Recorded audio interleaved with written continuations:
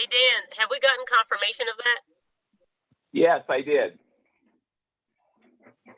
Randy got confirmation, August 19th.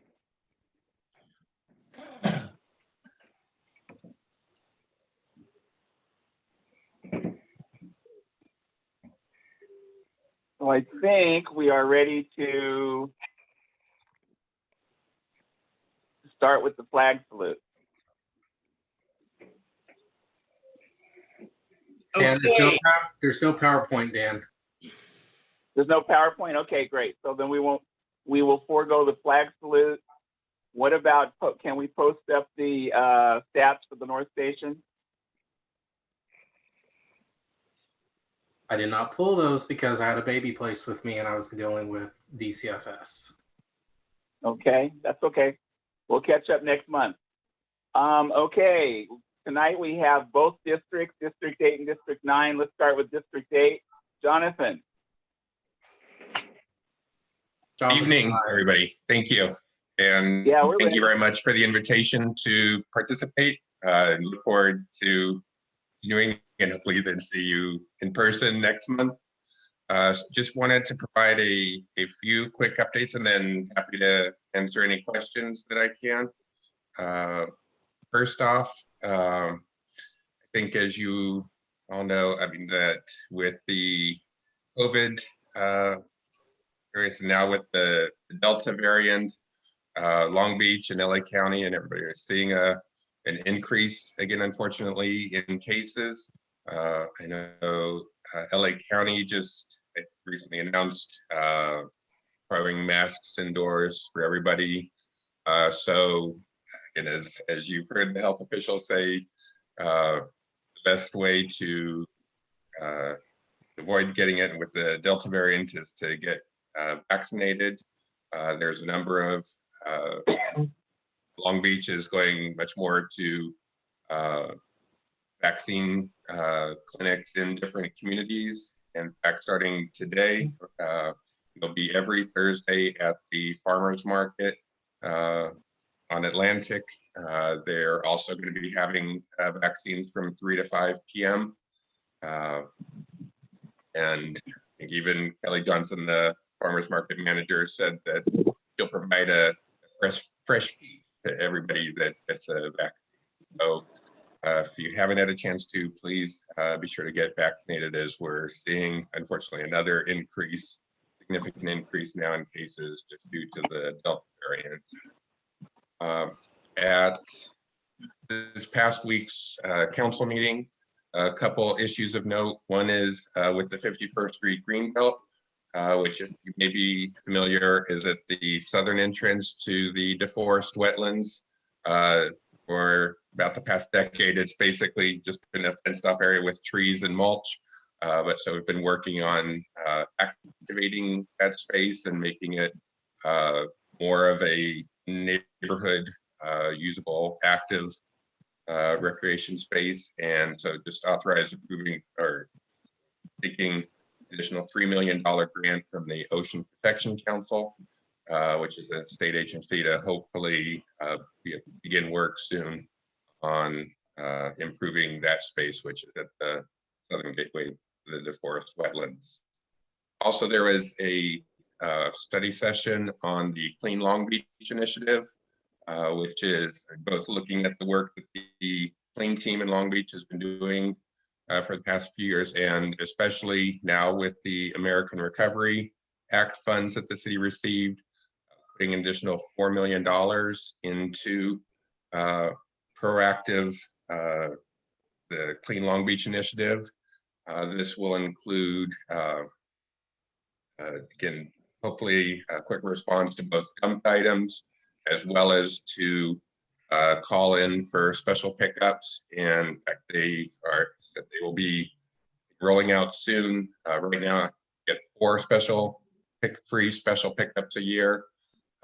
It will be increasing to 12 free special pickups per year, which I think will certainly help with encouraging people to utilize the special pickups rather than just putting their things on the curb.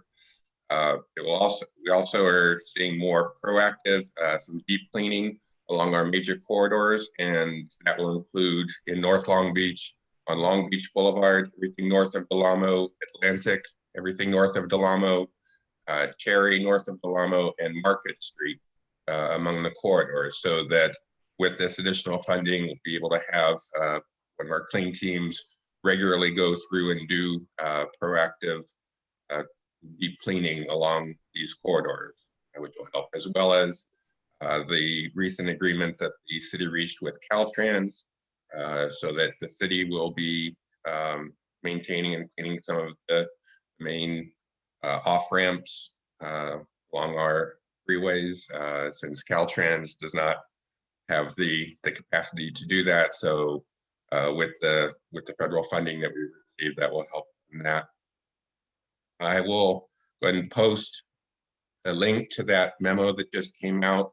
It's a kind of fairly in-depth memo and includes the presentation that was given to the city council on Tuesday, but I encourage you to read it if you're interested. Let's see, finally, there are two last things. One is, as you may know, the city established through Measure DDD, the Independent Redistricting Commission. They are currently having commission meetings in each of the council districts. I know the first few were just virtual. Last night was their first in-person meeting at Cabrillo, but they're also still doing it virtually. Next week will be at Holly High School, and then the following week on the 28th will be one in the 8th district at 6:30 p.m. They're still finalizing we'll be announcing the location soon, but encourage you to, again, participate in that at this point, since the won't be getting the actual census data until the end of September. Right now, they're primarily interested in getting community input on communities of interest and define neighborhoods, so that as they then go to draw the maps for the council districts, that they can hopefully include community, or not divide communities of interest. And so they're looking for input on that. I included the link to the redistricting commission page. And Market Street is hopefully getting close to actually starting work. They're finishing up the design, and then we'll be able to go out to bid. That is a complete street project for the entire length of Market Street, from the river to the eastern city boundary, west of east of Cherry. So include bulb outs, widening the sidewalk where they can, as well as the repaving and everything. And so on the Public Works site, they have link kind of showing some of the elements that will be included in the Market Street improvements. So that's a few highlights, and be happy to answer any questions if anyone has some. Hi, John, this is Dan Pressburg. I have a couple. You're talking about reopening the back end, the southern end of the wetlands. If you would please, to avoid a lot of headaches, you're probably going to have to order some trash cans. We're still trying, since we've opened up north, to get a couple more. So just a little word of advance, as you start getting more people involved up there, you're going to need trash cans. All right, thank you. I'll make a note of that. Yeah. Hey, Dan, I had a question. Okay, go ahead, Joni. Hey, Jonathan, what is the timeline for the improvements on Market Street? They are finishing the design and then should be getting ready to go out to bid soon. They're hoping, they're just with some of the funding sources, they just need to get some final sign-offs from Caltrans, I believe, but as soon as they get that, I think they're hoping to be able to start work by, if not the end of this year, by early 2022 on the actual construction, and be completed by the end of next year. Thank you. And then I believe Darlene Broom had her hand up. Go ahead, Darlene. Hi, Jonathan. How are you? Long Hi, time good. no How are you? see. In regards to the remark of the trash cans, we are currently working on funding to purchase trash can. So if you and I want to have a conversation, and I can, after our board meeting next week, which is next Thursday, we can have a chat after that, after we have follow up on the information that I have with them first. And if you want to get together, we can, I'm just having a day, as 8th and 9th district, we can work together on that. And split some of the costs. We're not Okay. splitting. Yeah, we got it. Okay, be happy to talk about that. Okay, I'll send you an email after our meeting. Okay, that'd be great. Thanks, Darlene. Okay. You're welcome, Jonathan. Okay, any other questions? Okay, 9th district. Seeing none. Wow. Oh, right. Okay. Oh, die, John. Nice Yeah, haircut. Thank you. Thank you. Yep. Helps You're with welcome. the weather right now. Yeah. All right, so let's just jump right into it. So I'll go ahead and start with district updates. I do have a few district-wide updates, so let me just pull this up real quick. All right, so first off, the encampment off of the 91 West entrance on Downey was cleaned up. We feel this is a major victory for the district in that this was a very major encampment for the folks over in the McKinley area. Folks along Paramount also saw this encampment, and so I think to pretty much get rid of it, I think was a victory for the district. Next up, the Jazz Festival. Just a reminder, Jazz Festival is happening August 21st. We're having basically 2 days of celebration starting with August 20th. There's a few events happening, including movies at the park. They're actually having Lion King being screened. There's a few other movies already being played. I believe there's one tonight also at Hatton Park. So most of those movies, those movies usually start at sundown. And we do have a movie playing at every park in the district. So, if you're looking for something to do in the evening, movies at the park is always a great fun family activity. But going back to the Jazz Festival, August 21st, we're kicking it off with a open street event on Artesia from 9 to 12. And then the actual Jazz Festival will start off around 12 until the headliner, which is Sheila E., will be performing. So free event, it's family friendly. Welcome you all to come out and have some fun. We're also going to have a skate demonstration over at the Houghton Park skate park. So, it's a day full of activities, along with the open street event over in Artesia. We're also going to have healthcare providers. I believe we're also working on getting a COVID vaccine site set up over there, which is great given everything that's going on that Jonathan just mentioned with the increase in COVID numbers. So if you know anybody that still hasn't gotten vaccinated, we still have 2 sites in District 9 for vaccinations. And not to mention the other healthcare providers like the Children's Clinic, who are still, helping out with that as well. So Tuesdays and Thursdays from 11 to 1 over at Grant Elementary School, and over at Houghton Park Wednesdays and Saturdays from 9 to 1.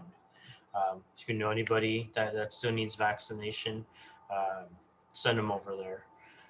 Moving on then to Thrive 90805. So the first presentation that we're having is July 28th. This is in partnership with the Great Artesia Boulevard project presentation. So I'll go ahead and attach the Facebook invite link down in the comments or down in the chat.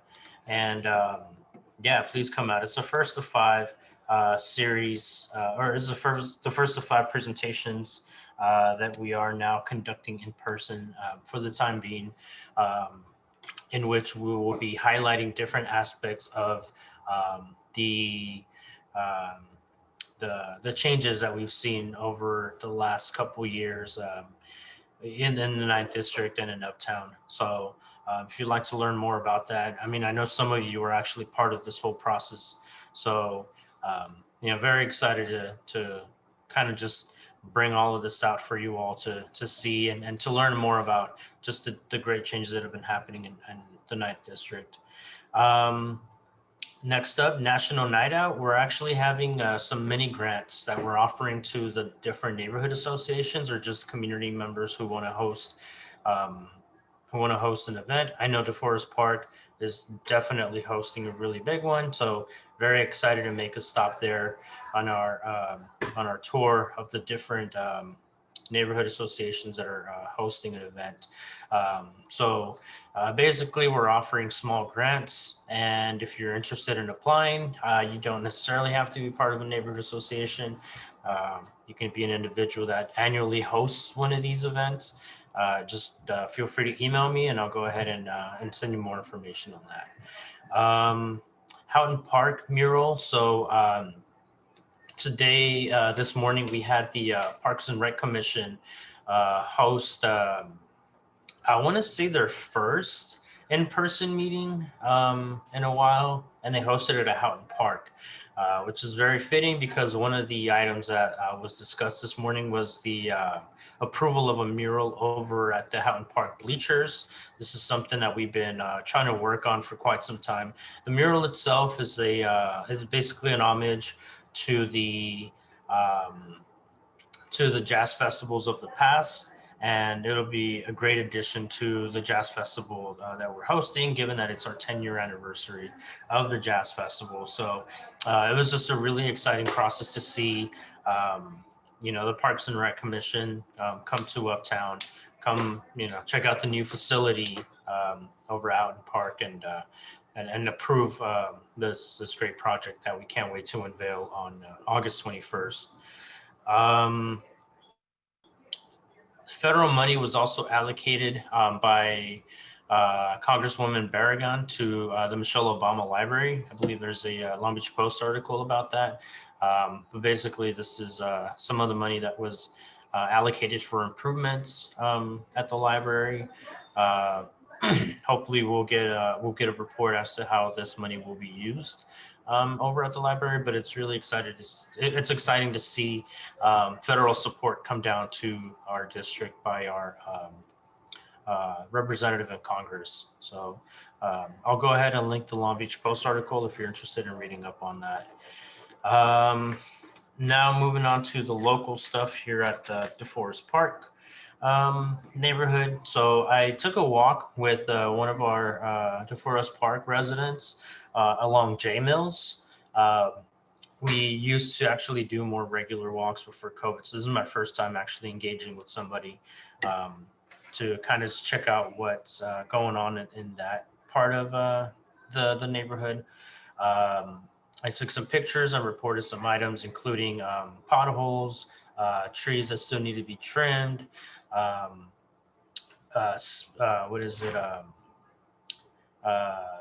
Basically looking to reduce speed at, I believe, specifically on J Mills. So just different items, traffic calming measures that were reported. So just reporting different items for that particular part of the neighborhood. I've also walked around the north part of it, around the Villa Park, specifically around the north part of the Forest Park, south side of the park, and also reported some of those palm trees that are pretty much to the west of the park. So we're trying to get those trimmed as well. Along with Villa Park, we're also going to get the trees trimmed along the north part of Villa Park. That is on private property. So we did have a meeting with the property manager at the park, and we're hoping to coordinate on any future projects that have to do with that part of the DeForest Park neighborhood. Additionally, we're always looking to make more improvements along DeForest Park Avenue, since that's an area that always needs, just a lot of attention, given that it's, the park, and it's the main area of congregation for the DeForest Park neighborhood. And we're also pretty excited to just see the progress that the campfire folks are making with their summer camps. So all in all, I mean, it's looking like DeForest Park is always, you know, just ahead of the curve when it comes to community engagement. So it's always great to see what you all are up to, and always happy to be a part of it. So that's it for my report. Are there any questions?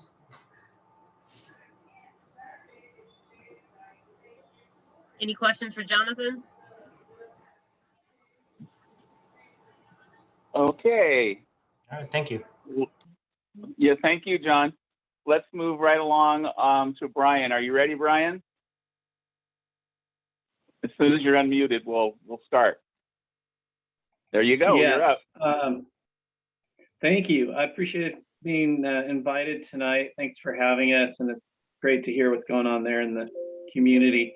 I think Shaheen is going to tag team with myself on this. I think you've met with Shaheen previously. It's our first opportunity to meet with your group, although I did meet Jonathan several years back when we were building another community in his district. So nice to see you again, Jonathan. And I think I need share screen permission. Oh, it's been granted. So let me go ahead and put my presentation up. So Brian, while you're doing that, you guys, this is Shaheen. I wanted to thank you all again for inviting us. It's always, I'm always learning something, and it's just a great opportunity for me to continue to get to know everyone better. So Brian and I have been teaming up our companies, Brandywine, and they're excellent and custom home builders. And we decided to partner up with them on the residential component because they have many years of experience. And I like the fact that they really customize for the area, and they specialize in the area. They've done a project not too far from this project that we were really pleased with. They have a great relationship with the city. I think they're community sensitive. So they checked all the boxes for us to sort of collaborate with.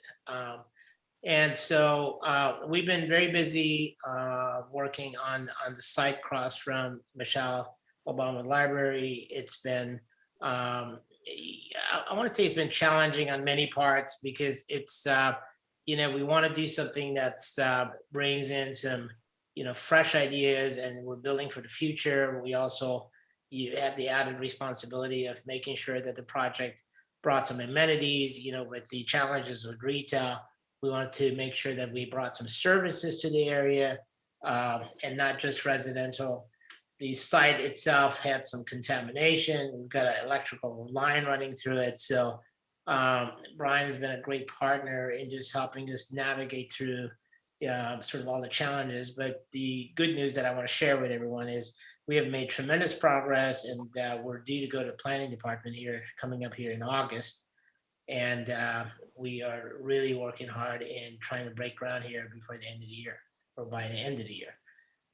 So we'd love to show you what we're working on so far. And obviously, please keep in mind, you know, what we show you is what we have in drawings, and a few things will get moved around, but we're watching it all very carefully and really just trying to curate it and customize it.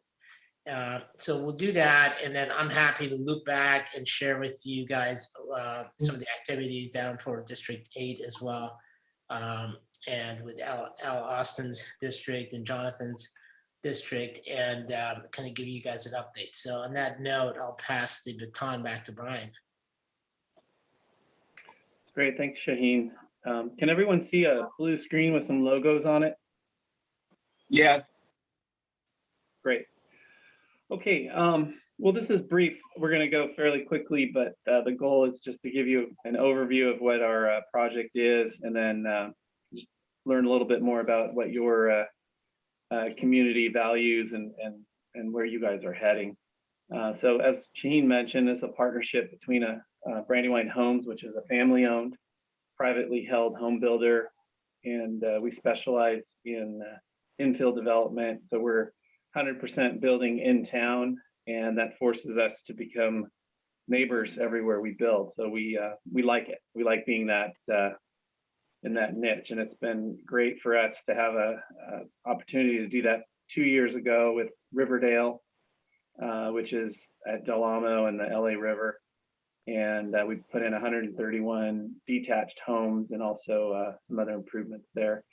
You know, the lab, I met Shaheen in a business format here, but was well aware of the work his company has done. And they're just one of the premier creative retail placemakers in Southern California. So we're thrilled to be able to join with them. I'm going to click through just a brief resume of projects from Brandywine in the lab. This is the Anaheim Packing House, which was one of the earlier projects. It's been very successful in a food hall and retailing. That was done by the lab. This is a residential community in Whittier. It was an infill project in East Whittier in unincorporated county. We did 53 townhomes last year there.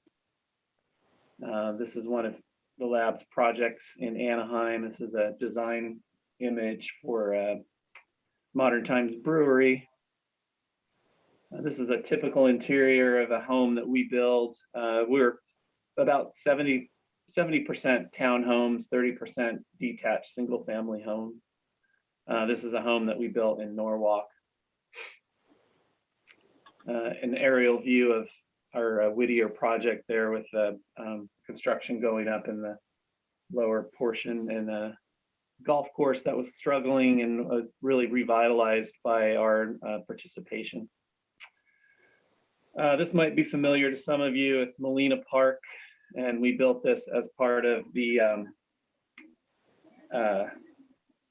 Riverdale community. There's a brief little video of our grand opening. It was a very exciting day, and we were really happy to be able to build this park and have it be part of our project, and at no cost to the city of Long Beach. So it's kind of a legacy, and we're proud of that. Again, the packing house, Riverdale community in Long Beach there with our main community area. The historic restoration of the Sunkissed packing facility in Anaheim that Shaheen's group did as well. And on to our project.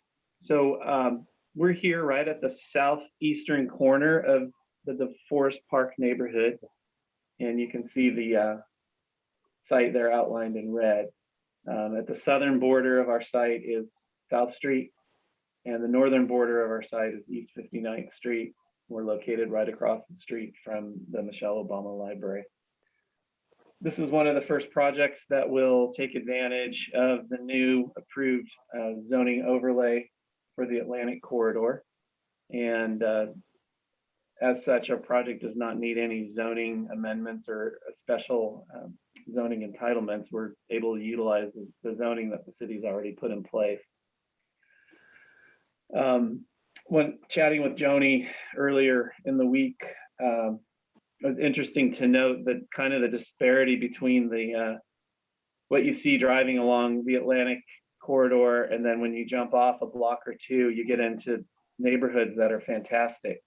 And we see this project as really being a key incubator in North Atlantic to get that corridor revitalized.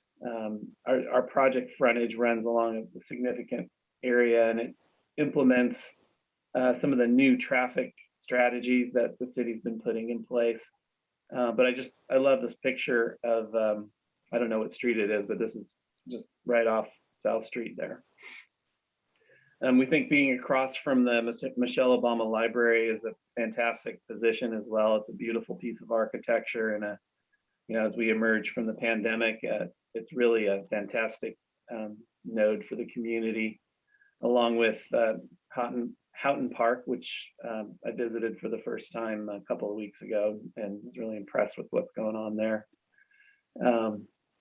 DeForest Park, it's very familiar to you. Obviously, we've just been kind of getting to know it and understanding what all is there. It's a fantastic asset, and we're we're really pleased that you have an active community association that is proud and pushing for improvements and community in this area. So it's really special to be able to become a part of that. I don't know, I picked up some of these images. I don't know if there are plans for improvements beyond the wetlands, but it would sure be nice to see additional improvements there. Maybe we can, you guys can fill me in on that after we're done here. As Shaheen mentioned, this is our site here along Atlantic. You know, it's been vacant for over 10 years, and it does have some environmental problems that we're quite a way through the process with the state of California to get our remediation plan approved. And I put the shot in of the overhead power lines as well, because one of the key improvements that we're going to be making is putting all these power lines and the telecom lines underground and kind of cleaning up the skyline there around our project.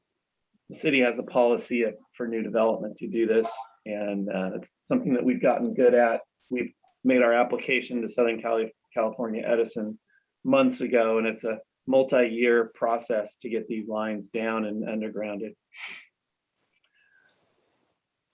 Just a few specifics about our project. 2 components, residential and retail. So we'll have 84 townhomes with a gated entry. It will provide a private pool and a clubhouse for use of our residents, and that's maintained through a homeowners association dues.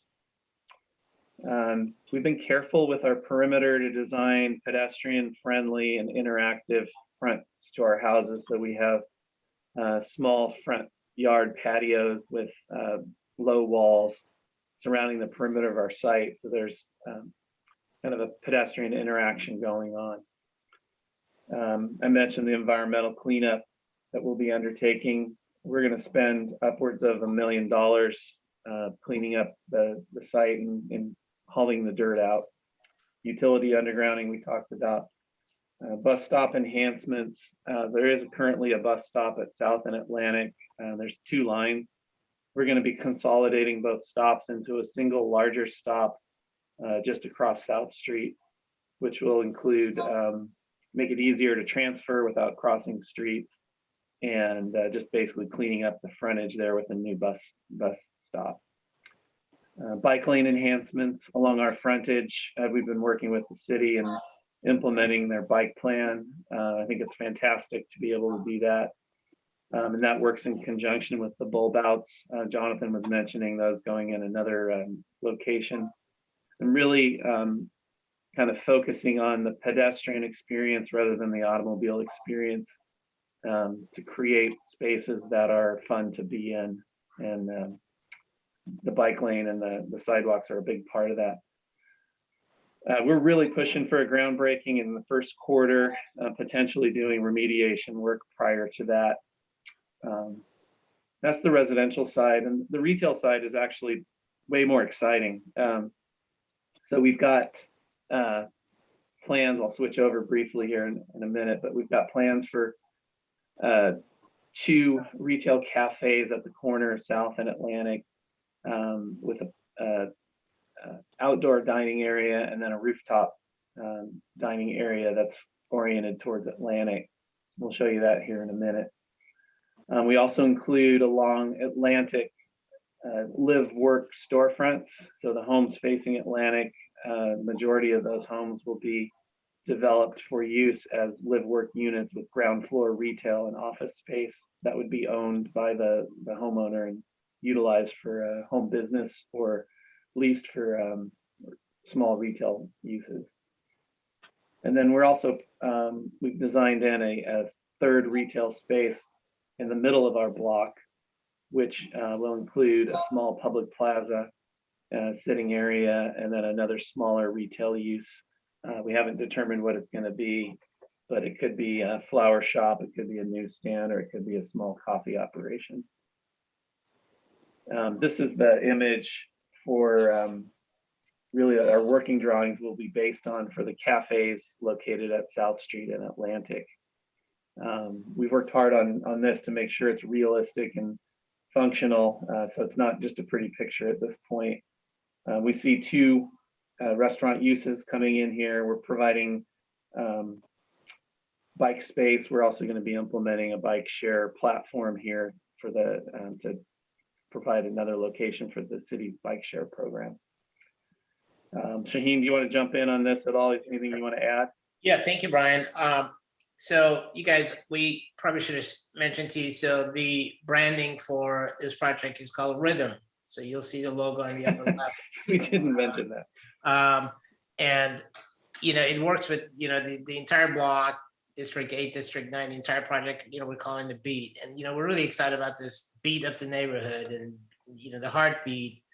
I like it because it has soul, and we want to keep it the whole music sort of theme, and the future projects we'll do. It is all about arts and music and culture. We think there's lots of it in this area. We just have to be a little bit of an archaeologist and bring it back out. So I think this project really would be a good catalyst for that. So Rhythm is what this project is called. The idea was to set this on the corner of Atlantic and South Street. We think it's a critical corner, needs a lot of love.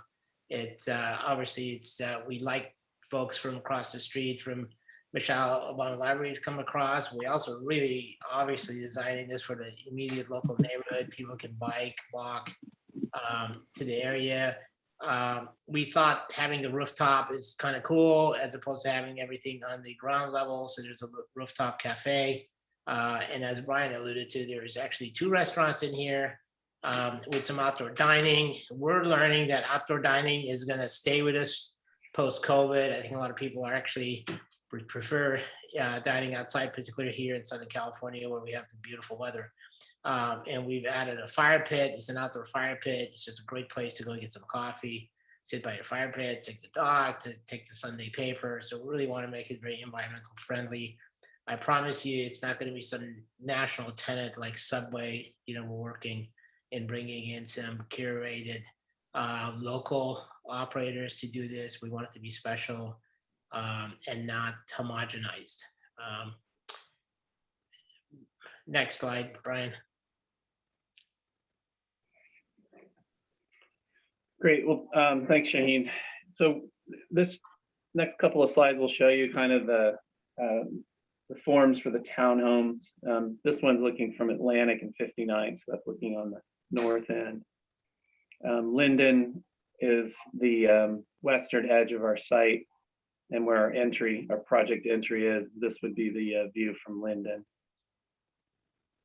And this is our illustrative site plan. It gives you a kind of a bird's eye view of how the community lays out. You can see the retail restaurants are here in the southwest, I guess it'd be the southeast corner of our site. The other cafe retail that I was speaking about is right here at the mid-block location. We've also introduced a little parklet here to provide a buffer from traffic. And then you can see the new bike lane coming through here, running inside of the parking. So we have parallel parking along here and then bike lane inside of the parallel parking. And then the bulb out here at the corner. And I didn't mention it, but I didn't put this in the list. We're also doing signal improvements at South Street and Atlantic and at South Street, or at 59th Street and Atlantic, to improve the signal light intersection functions. From the sky, let me get out of my, here we go. From the sky, this is just a computer rendering that kind of gives you an idea of the overall community. This would be the view from South Street. So this would be against the existing retail, most of which is currently vacant. And a big part of this would be the hope that this would energize and revitalize some of that vacant retail there. And then the view from 59th. At mid-block, we have this coffee, cafe, flower concept. So this is what you would see from Atlantic, and it would provide just another location to kind of pop in and take a break and sit down and have a snack and sit there and read the paper. And then our, this slide here just gives you a brief look at the kind of the textures and colors that we've proposed. A combination of stucco and corrugated metal siding, and then also use of some wood material running horizontally to break up the stucco massing. Some applied stone and some brick veneer, so a kind of a combination of materials. And then we're using precision block and kind of a mid-century style for most of the patios. That would be at ground level. And then the color scheme is basically punctuating muted massing with some really bright and colorful accents, but not too much. And that's our project. So this was the original logo of oh, go ahead, Shaheen. Sorry, I wanted to, if you'd be kind enough, I want to share with the group the live work concept. And you guys, I think, we've all learned a lot from COVID. And what's really interesting, and we spend a lot of time looking to build something for the future. And I think we all as a group feel that in the future, many people are still going to enjoy working out of their homes, particularly many people in the tech industry. I mean, I know a handful of people that actually work in San Francisco, and now they've moved down here to Orange County and they just work remote. And so I think the idea of creating a space that could be used for that, and also creating a space that could also be retail. So for example, let's say for a living, you make candles. You can have your little candle shop down on the ground floor. Let's say you make beautiful leather bags. You can have your shop on the ground floor. And so it really gives us an opportunity to have what I call new retail, and as opposed to a dress shop, unless you're a dressmaker, then you can sell your dress, and also be able to live there. I really think this seamless, live work situation is definitely the future. So, one of the things that I'm really excited about is, and Brian's been, he's done such a great job in having this almost like a retail front. So when you're walking down Atlantic, and if we can activate and encourage a lot of people that are living there to open up the ground floor shops, they're set up so it's actually like a retail street that meets residential. So I really think that's going to create some really good newness.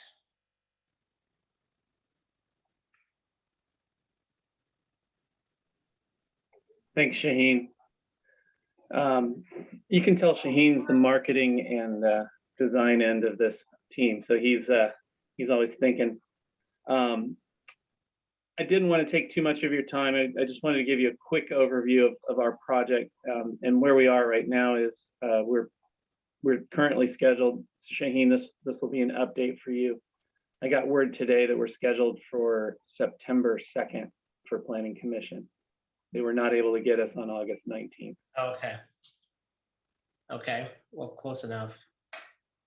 And yeah, so we're working to accelerate some other parts of our process so that we can make things happen sooner, even though we lost 3 weeks there with the Planning Commission.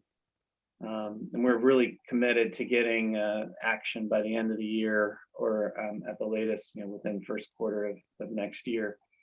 And once it starts going with this kind of a project, it goes very quickly. So that's our presentation. We can take questions, and I'll hit me. Thanks, Brian. I did get a question in the chat that someone sent me. They asked if a small restaurant was a valid live work business.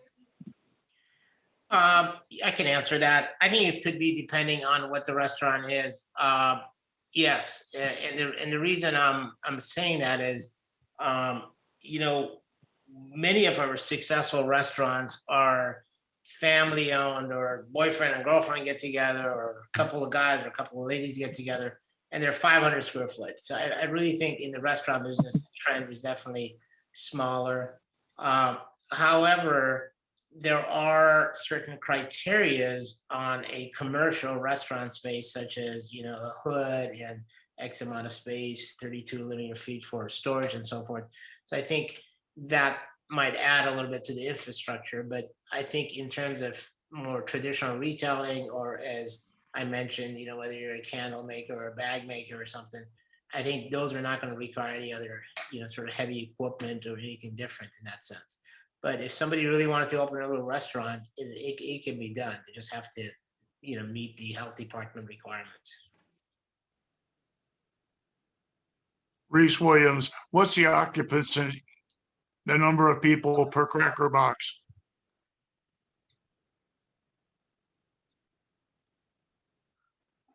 Brian, is that something you can answer? Are you asking how many units?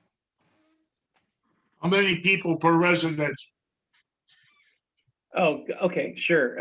So this is a mix of 2, 3, and 4 bedroom homes. So we would expect to see anywhere between 1 and 4 people per residence. Where's the parking? Parking is in line. So these are townhomes. So the parking would be, every home would be provided with a 2-car garage that is directly part of the townhome with direct access. There's no. Are there elevators up and down, or do people have to walk? No, 3-story homes typically are not getting elevators, so there's just steps. I sure don't want that in my neighborhood. I lived here since 1941. Reese, are you mentioning in terms of not having an elevator, or just in terms of the project?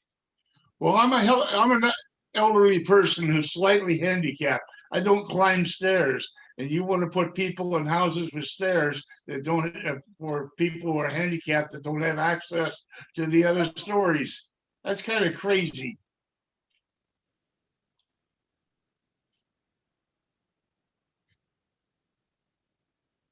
Oh, thank you for that, Reese. You don't like my questions. Sorry about I that. I didn't say I didn't like your questions. No, I Reese, just said I thank you. noticed I from your can- voice. I can answer that question. I didn't fully understand it when you first asked it, but I think I get it now. So we provide what code requires for ground floor accessibility and use. So these units are not fully accessible in all 3 levels, but we provide a bathroom and accessibility in terms of the design at the ground floor for certain units. And we do that, it's required by code, which is a good thing. But none of these homes will be fully accessible at all 3 levels. I hope that answers your question. So the elderly and the older people with handicaps are not going to be allowed to even attempt to purchase one of these or rent. That's really discriminatory. Well, Reese, I think what Brian is saying. We'll allow the elderly and the handicapped to purchase. We certainly wouldn't want to be discriminating.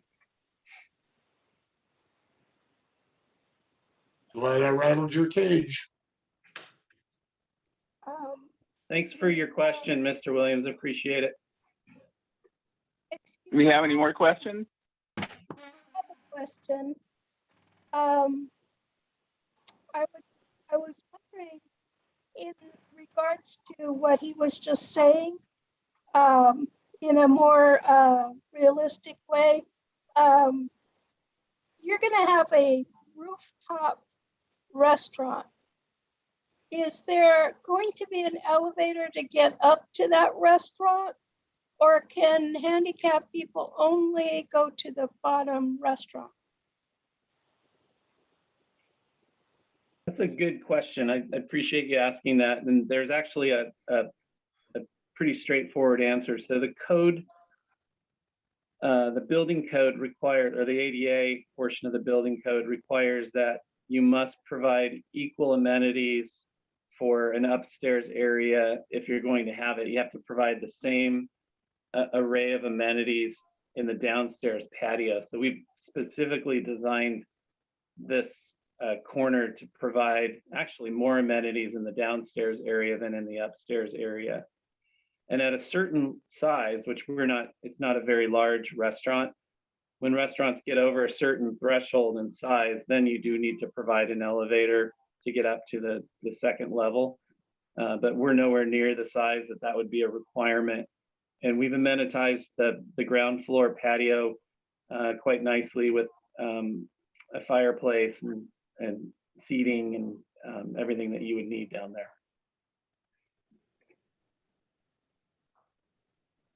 And Thanks, another Brian. question. Hold another on, one at a question. time. I'm sorry. Go ahead. Another Pat, go ahead. The retail areas, are they all rented already, or are you waiting for them to buy homes?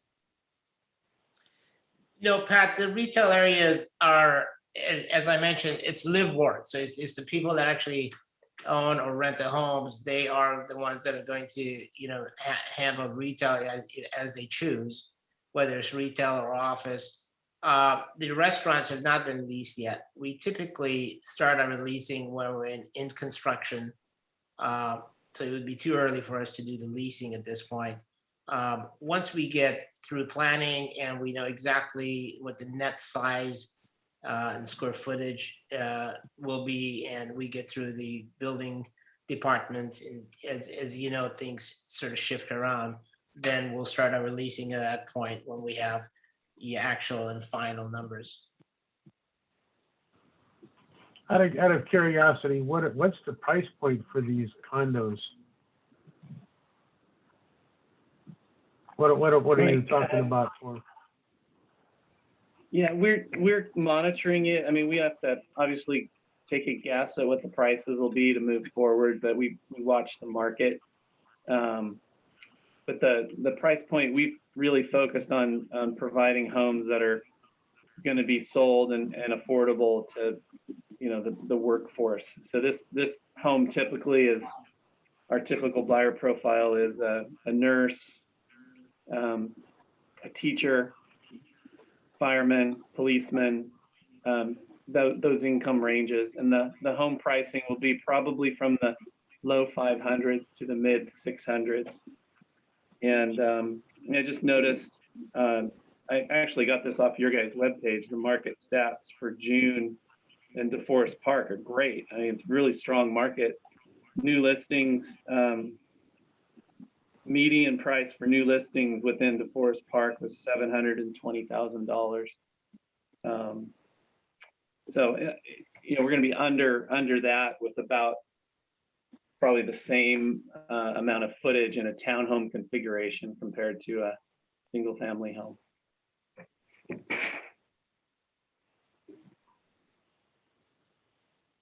Do we have any more questions? This is Joni. I just had this. I know this gets in a little bit of the cart before the horse, but to your point, Shaheen, about future leasing for restaurants, will you be taking input from the community on perhaps the types of restaurants we would be interested in having leased into that particular location? Joni, we would love that. I mean, you can give us that feedback now. Okay. Yeah, and I think, and just, as a point of reference, I think a couple sessions ago when you folks invited me, I think Black Ring Coffee came up, and we've been working with them diligently, and we have a LOI and we put a lease in front of them. He's now we, just so you guys know, we offered him over $300,000 in tenant improvements, which is a big number for a coffee shop. And so I think he lost one of his partners or one of his operators, so he's got things on hold. But we knew that is a coffee shop that you guys like, so we went after them and tried to be as accommodating as we can. And to be honest, on that note, even the city, I think that he's working with the city to get some funds from the city, and the city's been very sort of generous with some of their programs. So we like local stuff, and I think so if there's somebody that's good and they're local and they can deliver the product, we would be more than happy to talk to them. Okay, fabulous. Thank you, Shaheen. I have a question. I saw that on your presentation, that breaking ground in first quarter next year. Is that correct? Yeah, that's our intent. That would be grading. What's the duration of the project? When do you feel when would you be complete? We have about a 2-year run for this, 6 months of site improvements and then 18 months of home construction. Okay.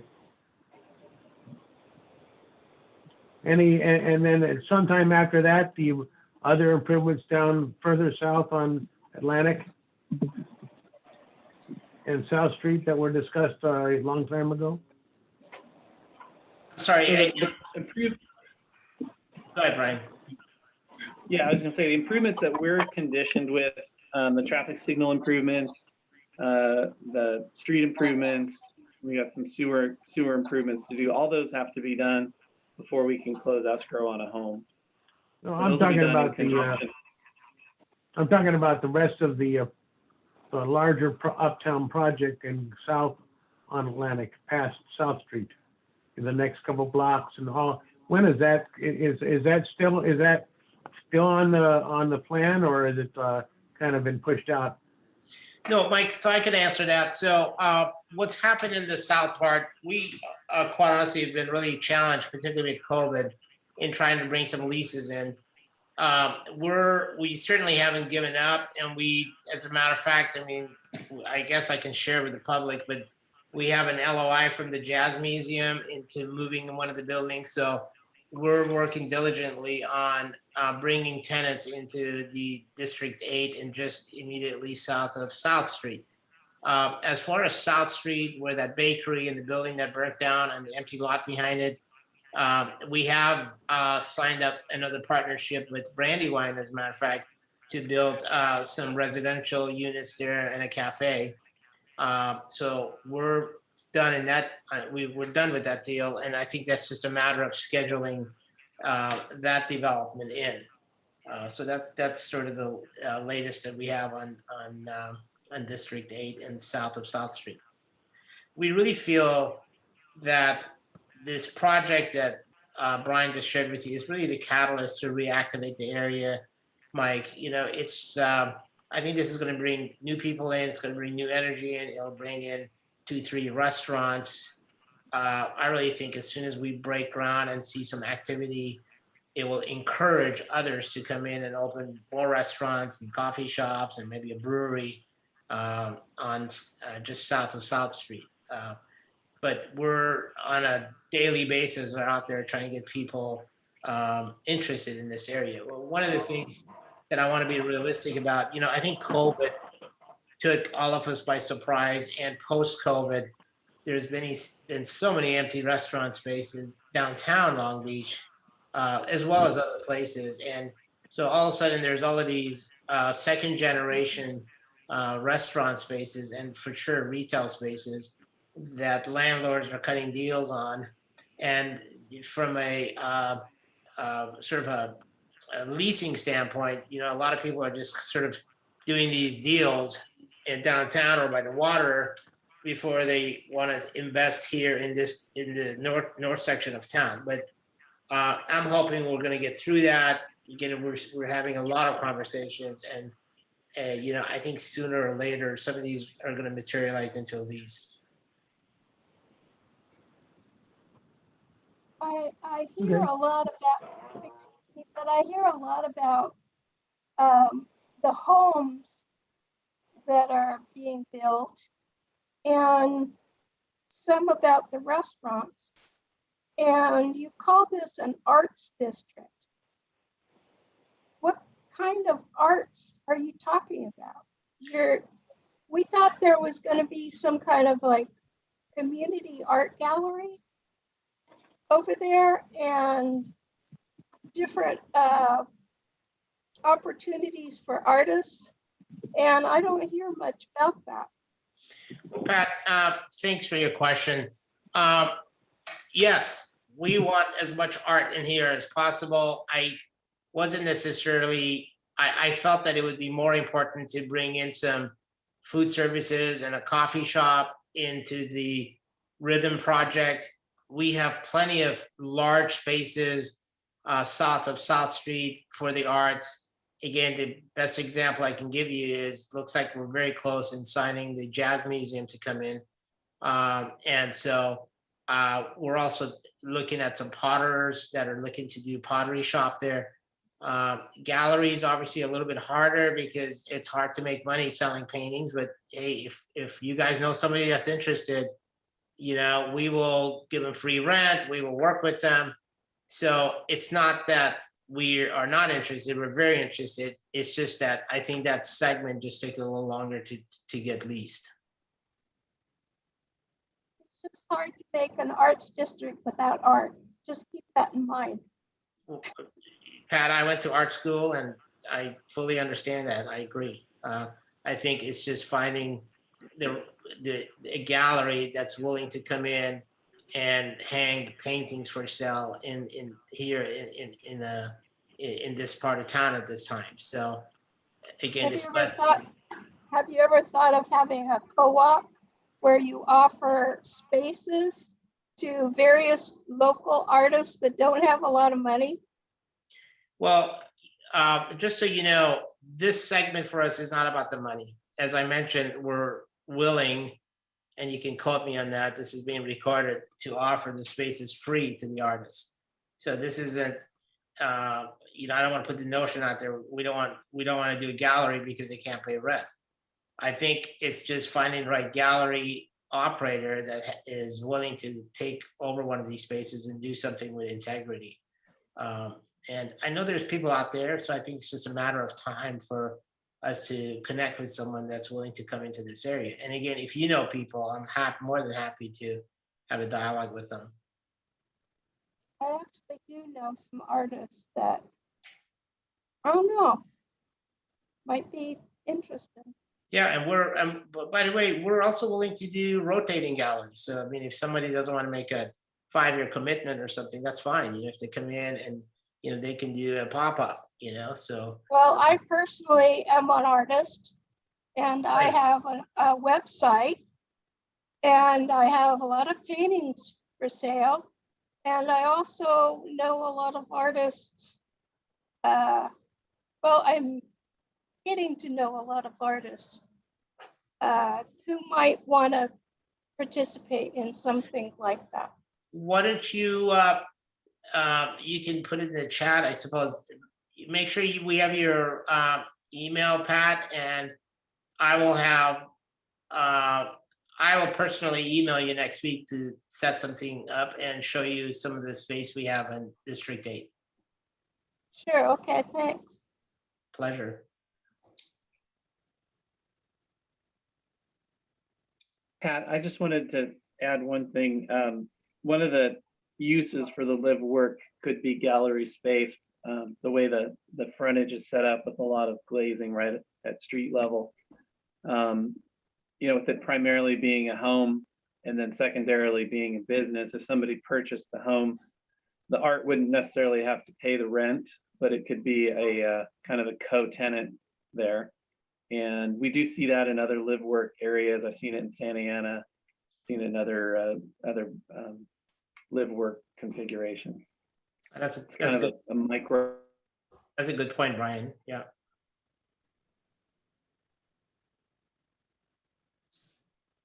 Is there any other questions? Milana Lee raised her hand. Milana, do you want to unmute yourself?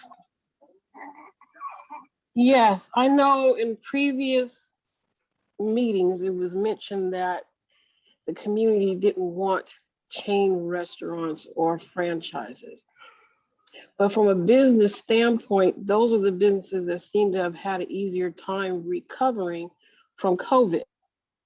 So has that idea been revisited as far as coffee spots and places like Jamba Juice or salad places where people can grab something in a hurry, at least from a business standpoint, as far as franchises willing to take the risk to invest in our community? Well, that's a great question. I've got to be honest with you. You know, we probably operate 100 restaurants, and I will tell you, they're all back with a vengeance. our biggest problem, honestly, is labor. We can't get anybody to come to work. And we're paying dishwashers $20 an hour. But where we're opened, mom and pop, they're doing excellent. In some cases, quite honestly, they're doing better than pre-COVID, especially if they have outdoor space. So I am convinced that a good local operator that has great local food, that knows their customers by their name and is consistent, they're crushing it. So we just did a deal with Poppy and Seeds during COVID. I don't know if you know Michael and his wife. They're sort of rock stars in downtown LA, and they're fantastic, you know. So I have not given up on smaller local operators. I think there's lots of talent out there, and they want the opportunity, and we're willing to work with them on those opportunities.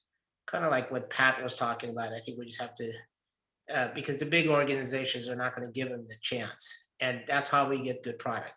You know, for me to bring a Jumbo Juice or somebody there, I think it'll take away from the neighborhood. It'll take away from the brand of Rhythm. You can certainly go up and down the street and find those commercial situations, but so in our company, you know, we just do not work with national tenants. I think for me, they're soulless. And I think this neighborhood just deserves more, quite honestly. You know, I think there's a lot of potential here that we need to explore, you know, before we throw a subway in here, you know. Okay, thank you. I was just curious because I know it might be a little hard to bring a mom and pop business in because of the risk and the subject that nobody really wants to talk about that kind of can deter a business from taking a chance is the whole safety issue still hasn't been addressed to me. So that's kind of a deterrent to our area as well. Well, Milana, look, it's an excellent question. I mean, it's a very intelligent question. So, I mean, I appreciate it. Your thinking is not wrong, you know. So, but I am fairly confident we can bring in some really unique operators to the area. Thank you. So do we have any other questions? We have a couple of questions from Facebook. All right. So was how affordable will the retail spaces be? So I'm assuming this means the coffee shop and the restaurants we're talking about, and the mid-market on the corner. Well, you know, affordability is an interesting question. I think we're working one-on-one with the different potential tenants on District 8, and quite honestly, it's gone from how about no rent to $1 rent. In the case of Black Ring Coffee, as I mentioned, I think we committed to give them $350,000 and basically built the entire shop for them. And then they were going to pay us, I think it was $250 was the rent, if I recall. So I think it's a bargain. We're we're patient. We're interested in product and services, and we're not trying to, you know, recover our investment here in 12 months. And quite honestly, the types of tenants we're going after, you know, it's a partnership. You know, we have to set it up depending on their situation, so that they can succeed, you know. And then quite honestly, the community has to support them. You know, I think once we bring the coffee shop in and we open a beautiful coffee shop and we get a good operator, the only way he's going to survive is we get everybody on this call and make sure they go get their coffee there, you know. And that's just sort of the way these things work. But affordability has honestly not been our problem. I think our problem has been a combination of COVID and a combination of being able to attract someone to want to invest in this area as opposed to other areas. If they're going to open, second or third location or at their first location, we really just have to sell the area to them. And it just takes, it takes a couple of good operators to fuse it. Thank you. The next question was, and I think, Brian, you may have answered this with the timeline, but Sonia asked, when will applications for homeowners be available? We would anticipate going to sale middle of next year.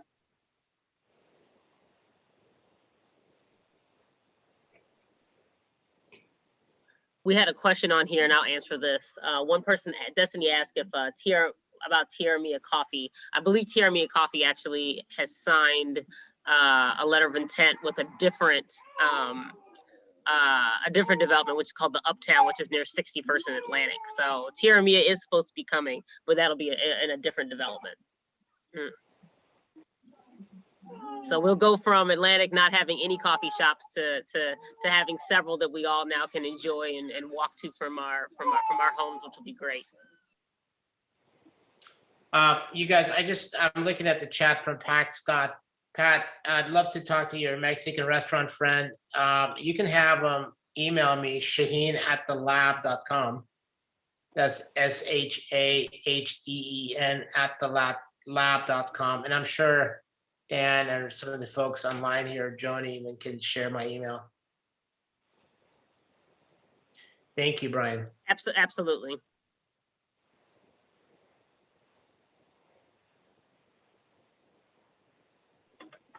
Okay, any other questions? I think that does it. Folks, sincere appreciation. We learn from these comments. We really are excited about having the community co-author these projects with us.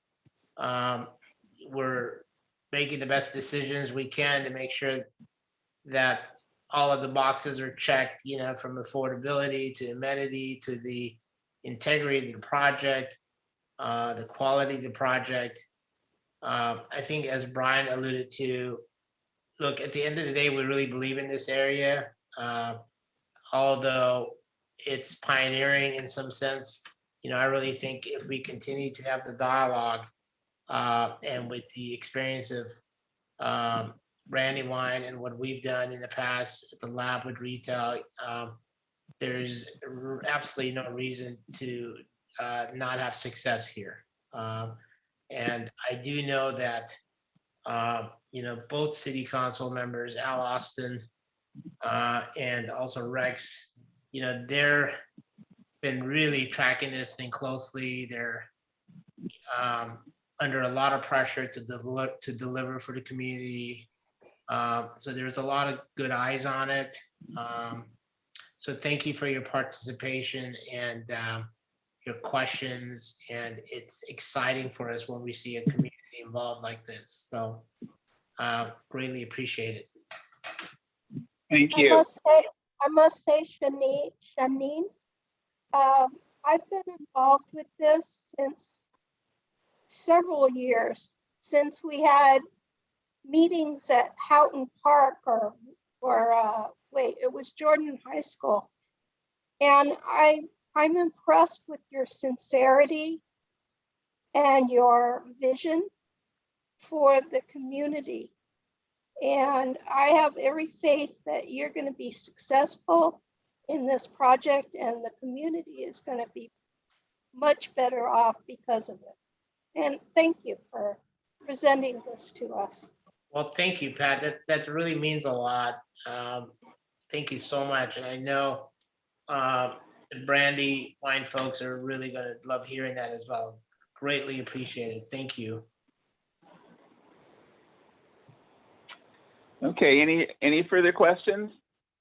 Yeah, what jazz museum are you talking about? I'm just curious. I was hoping you didn't ask me that. Is that the one up in the San Gabriel Valley? Okay, hey Jonathan, can you help me with that? Because I know there's a couple different ones, and Jason, we have the LOI, but I'm not really sure the people behind it, quite honestly. Jonathan, you might know.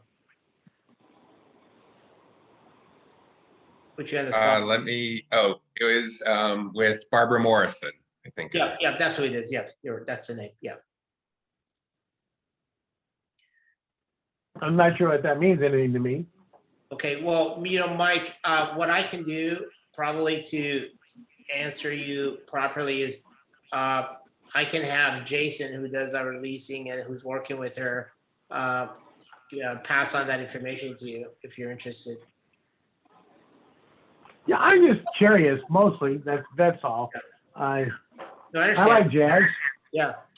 No, I understand. So let me get more details for you on that. Cool. Shaheen, Mike lives with me, so if you're gonna talk to me, I'll let him know. Oh, cool. All right. Sounds great. All right. I wasn't trying to confess that because, she was promoting the art. I was going to promote the art, but then, I had a vested interest. I like it. I like it. You guys are a good challenge.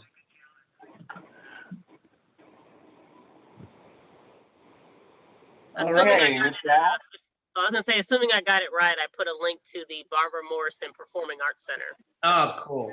Jeez, Johnny's on it, man. The wonders of Google. Oh my. Yep. Okay, there she is. Those are the people. And keep it somewhat confidential. I'm probably getting in trouble for putting that out, but I was just too excited not to share. That's cool. I think Pat put pressure on me, so I had to say it. Well, that's what we'll just blame it on Pat. All right. In order for the project to be successful, you had to keep Pat happy, so you had to tell her. Well, she's an artist, man. There's Jazz hands. Yeah, they come from. I hope you can pull that museum off because that would be that would be one hell of an addition to our area. I'm trying like hell. I swear. It's just we're dying to get this one done. We need it. Yeah. Pray for us, Mike. Thanks. And as always, and I know I can, our board, whatever way we can be of help, Shaheen, and because we understand that, as Brian mentioned, we have issues with our corridors and the way they look, and so it unfortunately presents a perception about our area that many of us do not believe accurately reflects our community. So whatever we can do as a community and as a neighborhood association to help you make that sell, please let us know. Well, you guys, honestly, even if you think it's a goofy idea, but if you have information about people that are interested, whether it's an art gallery or a restaurant or a brewery, what have you, we welcome any of those conversations. And I think, if you guys are all sort of agents of the project, I mean, that would be fantastic, So, see, we don't have the luxury of going to the traditional channels and, doing this, as I said, a subway deal or some national tenant deal. I mean, those things are so formula based. So, we're really, I call it sort of, vampire leasing is what I call it. We have to get out there and find new blood. So I think if you guys can help with any of that, we'd love your suggestions.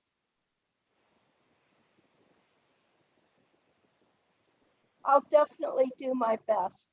Thank you, Pat. Thank you, folks. Appreciate everyone's time. Okay.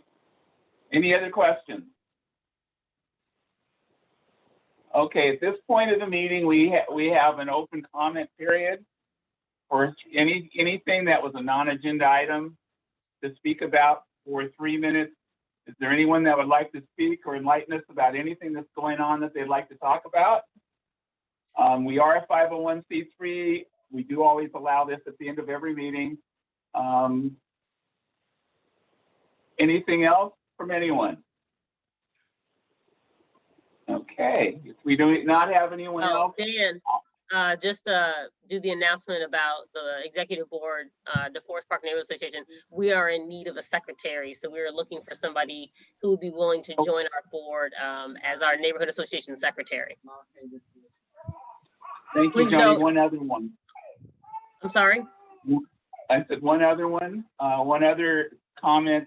We are having a more or less a meet the officers on August 3rd, which is National Night Out over at the in between the Parkway and the historic Dairy and Creamery.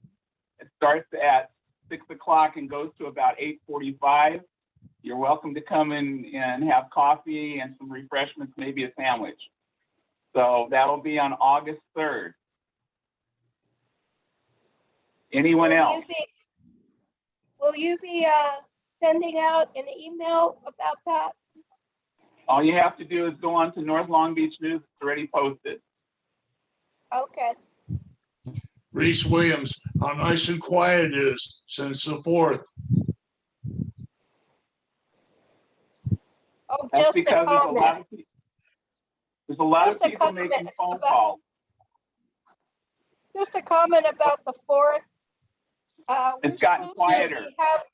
We're supposed to be having all these fines, increased fines about people doing fireworks. That was a joke. Did you see the sky in this area? It was better than some of the professional fireworks shows. That's true. Okay, with that, I'll take a motion to adjourn. A motion that we adjourn. Second? I'll second it, Reese. Thanks, Reese. Okay, we are adjourned. Okay, thank you, everybody. Thanks, everyone. Thank you, folks. Thank you. Thank you, everyone.